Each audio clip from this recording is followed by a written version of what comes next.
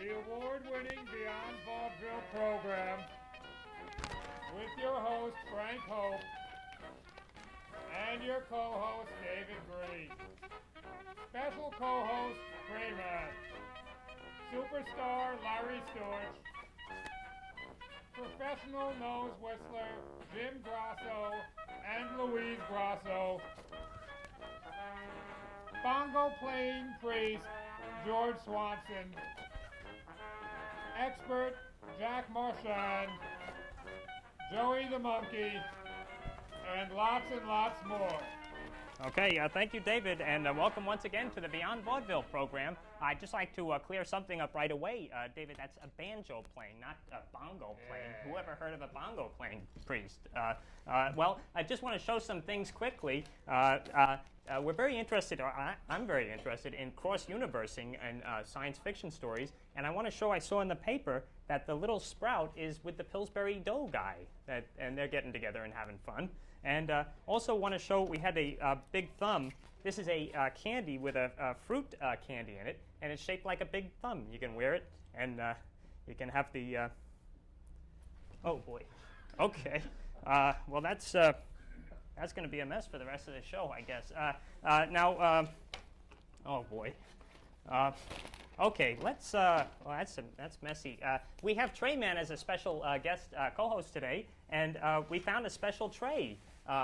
And it's there's a little bit of that stuff on it now, but it's actually a tray that gives a whole definition of a tray, and we thought that would be a very nice gift for Mr. Trayman. So there you go, Trayman.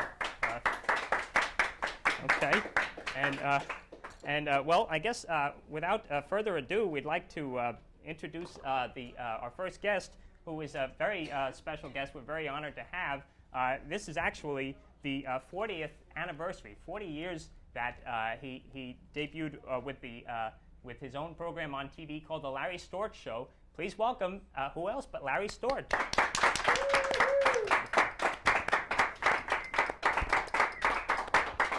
Hi, Mr. Storch. I normally shake hands, but I don't want to get that big thumb stuff on you. Your heart is in the right place. Okay. Now, Mr. Storch, you've obviously done lots of great work over the years, and I first got to know you from the kids shows that you were doing. You did the show with Forrest Tucker and the Ghostbusters, and that's true, right? Yes. But that's just one small part of your career, because well, the show is Beyond Vaudeville, and I did start in vaudeville and nightclubs, and in the late 30s. Wow. About I got my first check in about 1936, but so I'm a product of vaudeville and saloons.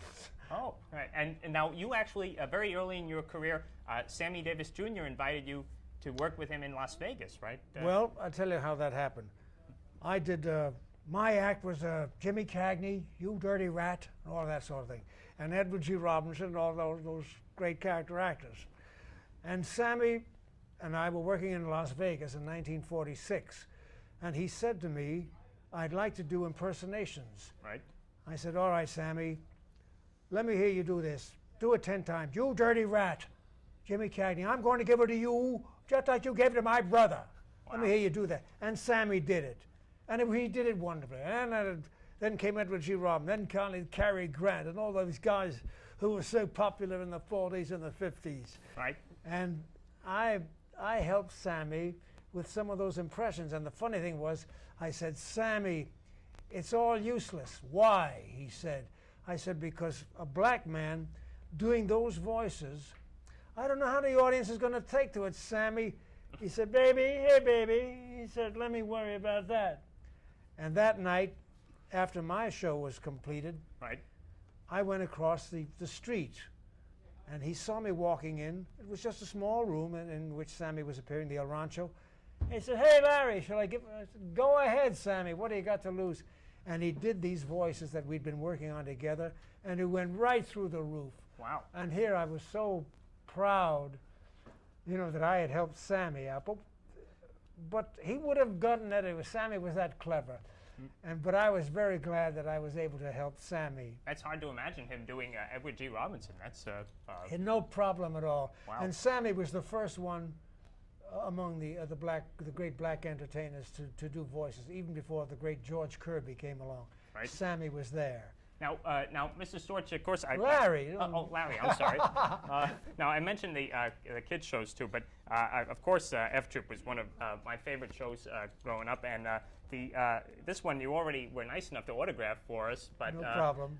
This and then this one was a TV guide. You were actually on a couple of covers of TV Guide with this show, that right? was my favorite picture because it had everybody: Ken Berry and the wonderful Melody Patterson. Right. And of course, the great man himself, Now, Forrest Tucker. And Melody Patterson, she was very young when she did the program, right? We didn't know it, but she was 15 years old when she rode into the fort in Fort Courage on a horse. Right. We thought she was about 21 years old, or 22. Wow.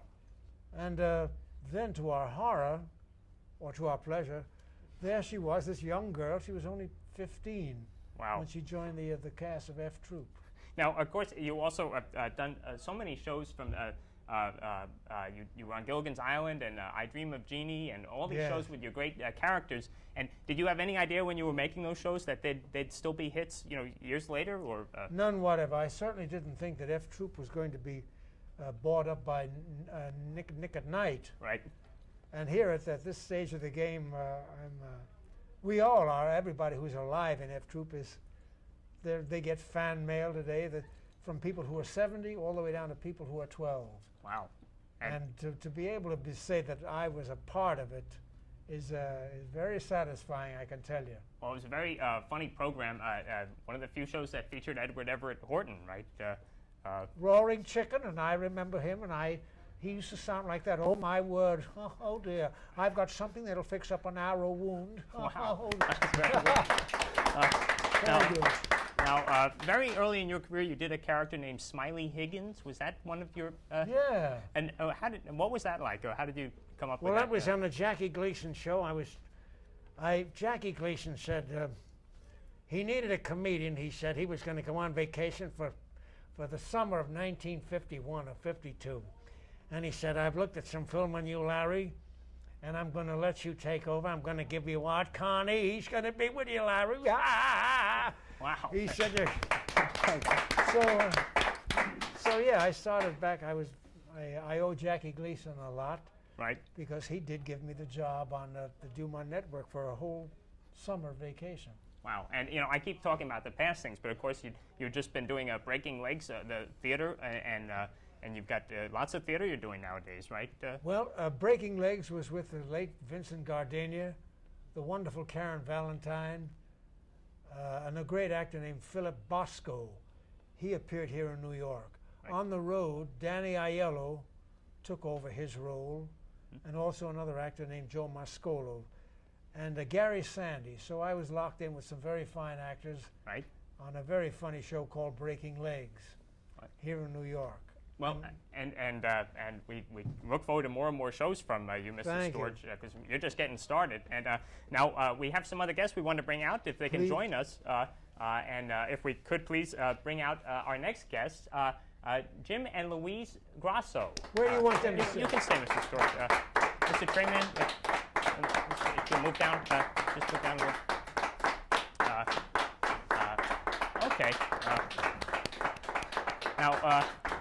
Okay. Now, Mr. Grasso, you've been on the show many times as a professional nose whistler, right. But today you brought your sister with you, yes, I did. this is your first time on television, right, Ms. Grasso? Yes, right.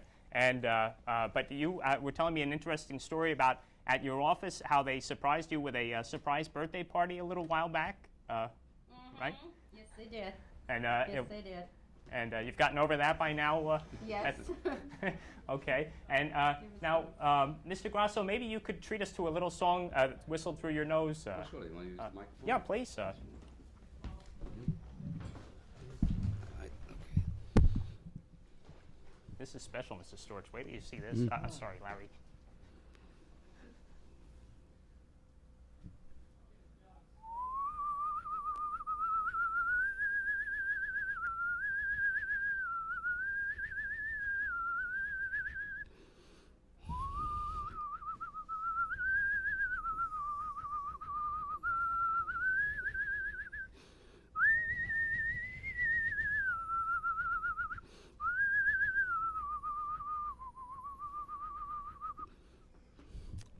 Wow.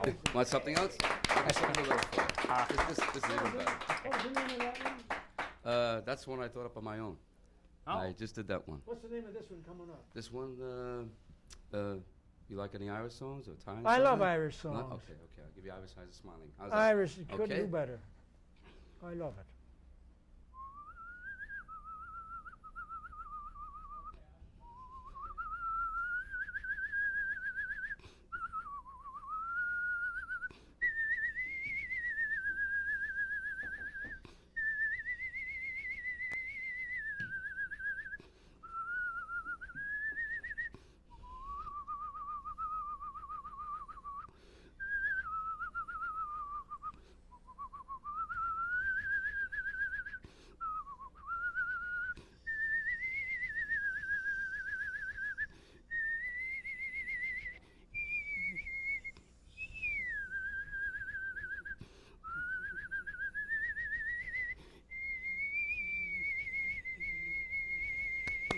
Wow.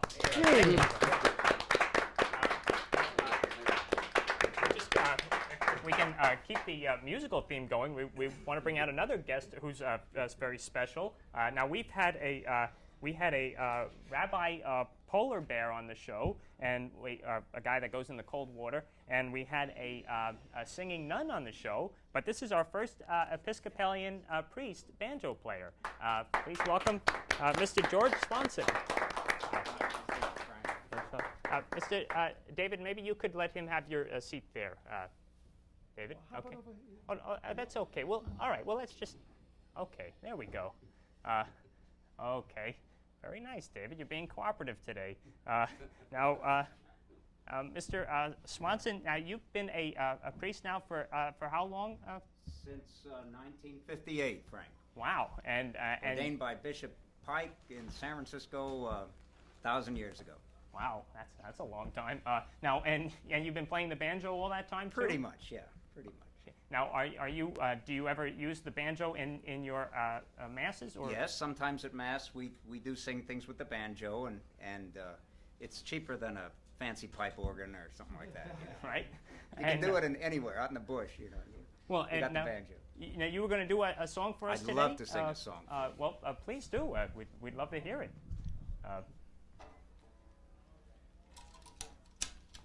The church has different ideas about heaven. Streets of gold, pearly gates, things like that. American hobos had ideas about heaven. A little different, maybe equally true. When my father was a young man, he used to ride the rails in California on the freight trains of the Southern Pacific and the Santa Fe. He'd tell me stories about bulls, the sometimes sadistic policemen that would try to cripple or injure hobos, get them off the trains for good. The shacks, the brakeman on a freight train that would sometimes help a hobo and warn him of trouble. And the jungles, the primitive camps around a bend in the track outside of most towns in the Depression where the hobos and migrants and tramps would stay waiting for another train. When I was a kid, my father would sing this in the car to me when we were on a long trip, and it's the vision of heaven, of hobos. One evening as the sun went down and the jungle fires were burning, down the track came a hobo hiking. He said, "Boys, I'm not a-turning. I'm heading for a land that's far away, beside that crystal fountain. I'll see you all this coming fall in the Big Rock Candy Mountain. In the Big Rock Candy Mountain, it's a land that's fair and bright. The handouts grow on bushes and you sleep out every night. The boxcars are all empty and the sun shines every day. I'm bound to go where there ain't no snow, where the sleet don't fall and the wind don't blow, in the Big Rock Candy Mountain. Oh, the buzzing of the bees in the cigarette trees, by the soda water fountain, by the lemonade springs where the bluebird sings, in the Big Rock Candy Mountain. In the Big Rock Candy Mountains, you never change your socks. Little streams of alcohol come trickling down the rocks. The boxcars are all empty and the sun shines every day. I'm bound to go where there ain't no snow, where the sleet don't fall and the wind don't blow. In the Big Rock Candy Mountains, oh, the buzzing of the bees in the cigarette trees, by the soda water fountain, by the lemonade springs where the bluebird sings. In the Big Rock Candy Mountain. In the Big Rock Candy Mountains, the cops have wooden legs, the bulldogs all have rubber teeth, and the hens lay soft-boiled eggs. The shacks all have to tip their hats, and the railroad bulls are blind. There's a lake of stew and whiskey, too. You can paddle all around it in a big canoe in the Big Rock Candy Mountains. Oh, everybody, let's sing. Well, the buzzing of the bees in the cigarette trees, by the soda water fountain, by the lemonade springs where the bluebird sings. In the Big Rock Candy Mountains. In the Big Rock Candy Mountains, the jails are made of tin. You can slip right out again as soon as they put you in. There are no short-handled shovels, no axes, saws, nor picks. I'm bound to stay where you sleep all day, where they hung that jerk that invented work in the Big Rock Candy Mountains. Oh, the buzzing of the bees in the cigarette trees, by the soda water fountain, by the lemonade springs where the bluebird sings. In the Big Rock Candy Mountains. Thank you. Very special, Mr. Swanson. You guys are good. You can sing. Well, we try, I guess. Now, Larry, do you sing at all, or you mostly act, or? I'm mostly an actor. I've sung in some shows, but I'm a comic actor.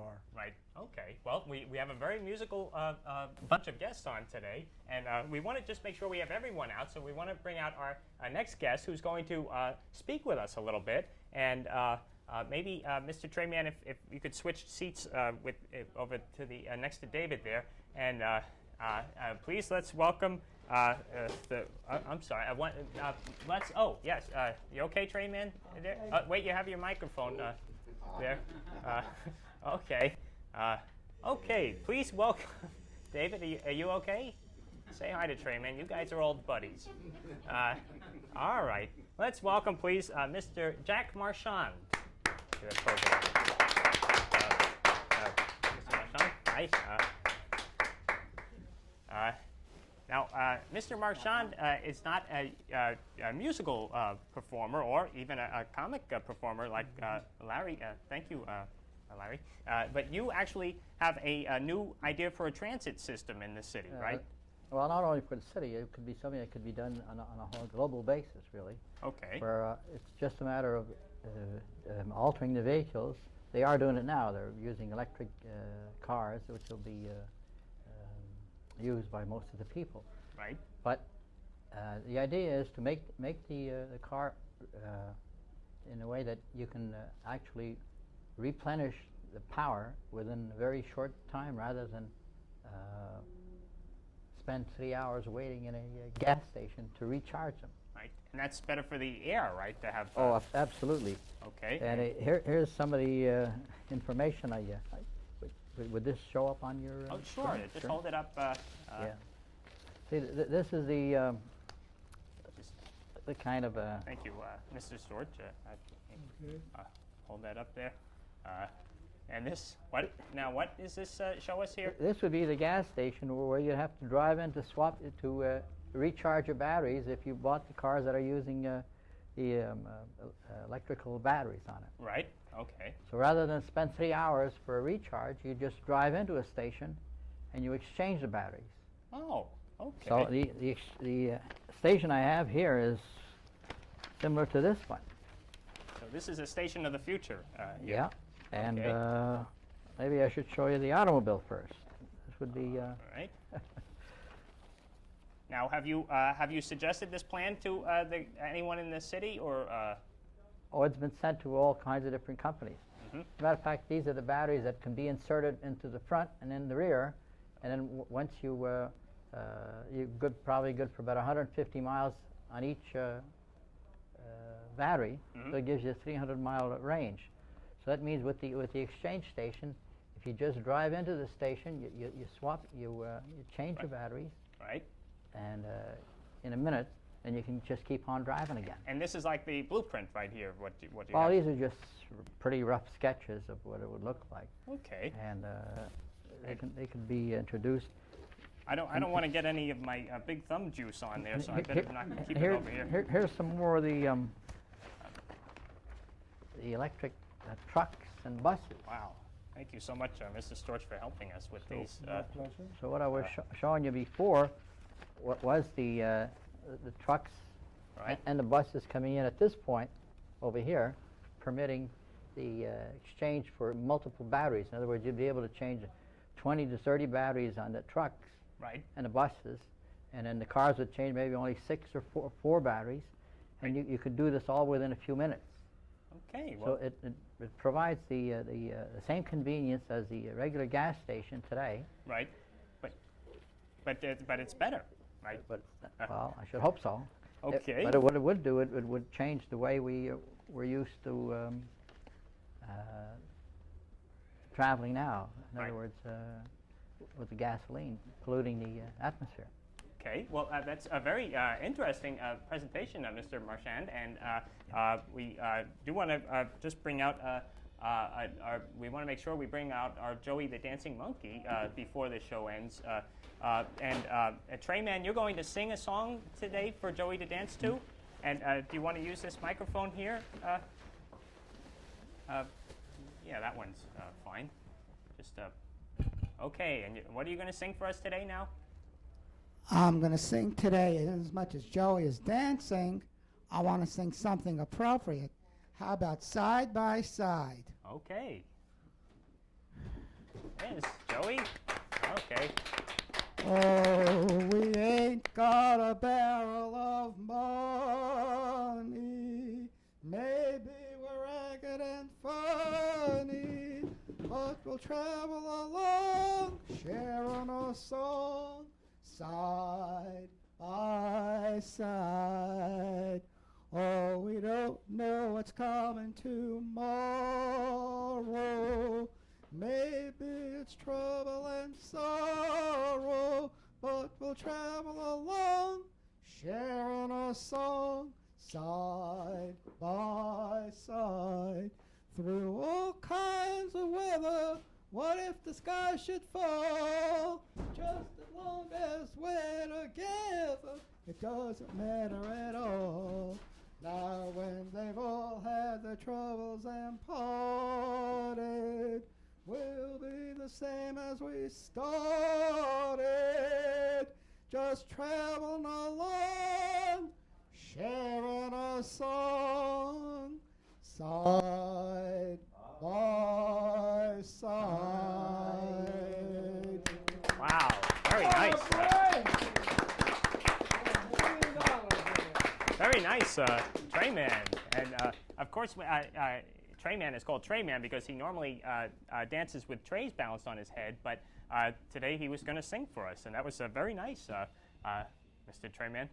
Now, Mr. Storch, I'm sorry, Larry, I wanted to ask you, I read somewhere that you grew up in New York City and that you were a three-sewer stickball player.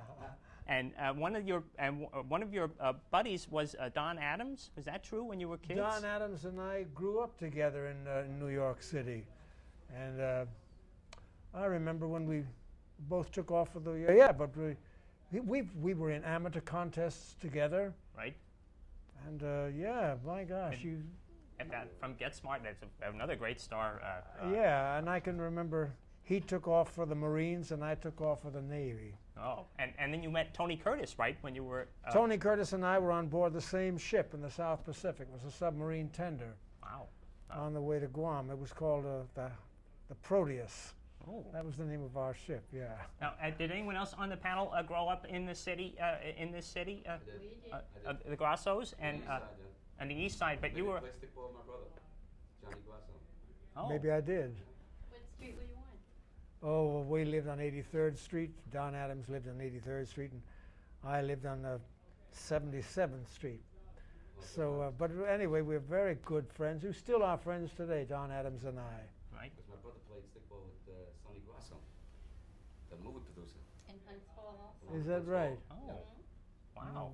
And Mr. Swanson, did you grow up in the area here, or? San Francisco. Oh, okay. San Francisco, and been playing the banjo around, and in fact, I'm available for parties and different things. If people want banjo entertainment, I'll be there. Okay, well, just get in touch with us if you'd like to get in touch with Mr. Swanson. And Trayman, maybe you could do a little of your. Did you bring a tray along as we close out? Maybe you can dance a little tray dance for us.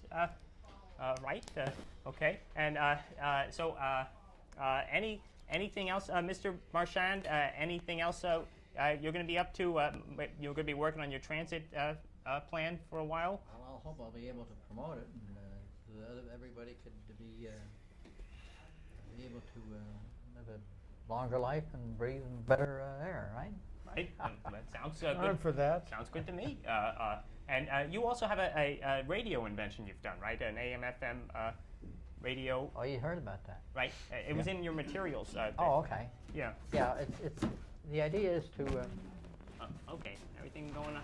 It's okay. I'm using Okay, Joey, why don't you, Joey, we're having a nice discussion here. Maybe David doesn't like to play. You have to understand that. I'm using this. I'll just move this over. Okay. I'm sorry, Mr. Marchand. I'm using a Walkman. Right? Oh, you have a, wow, can we get a close-up of that? It's like a... It's like a little radio. But like the idea is to have it hung be under your shirt. Right.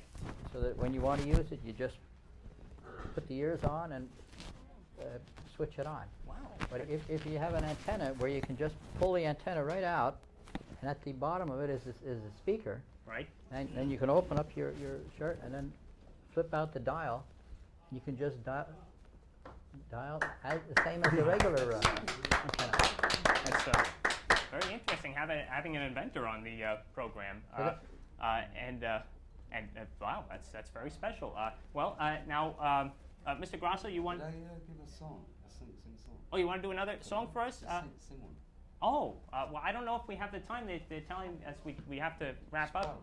But we only have 1 minute, Mr. Grasso. Well, maybe if you'd like to sing while Trayman dances. Okay, sure. Okay, we'll go right to it. Sure. And we want to thank all our very special guests for joining us today.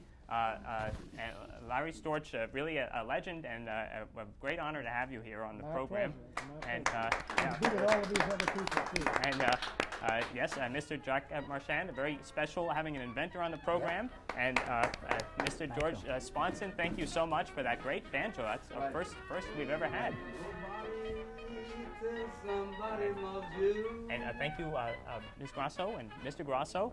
Okay, and, nice. Okay, and David, maybe you want to just give a little wave and say goodbye to everybody? Okay. And Trayman, you're getting a little help. I think you found a new friend there, Trayman, with Joey. Both doing your tray dance there. And don't forget to watch Beyond Vaudeville. And thanks to everybody for coming to our show at Caroline's. And thanks for watching.